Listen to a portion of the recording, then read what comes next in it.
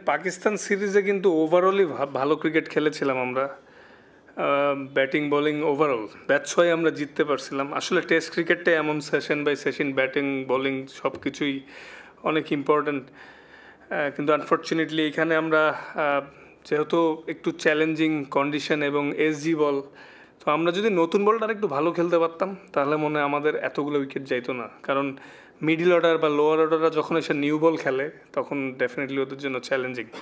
Overally as a team আমরা ব্যাটিংয়ে একটু খারাপ করে ফেলেছি।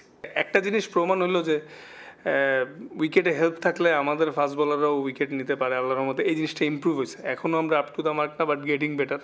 অ্যাজ এ টিম হিসাবে ইমপ্রুভ করার চেষ্টা করতেছি। হোম অ্যাডভান্টেজ সবাই নিয়ে থাকে, দেখবেন যে সামনে আমাদেরও হোম সিরিজ আছে, ওইখানেও আমরা হয়তো এভাবেই ডমিনেট করবো ইনশাল্লাহ।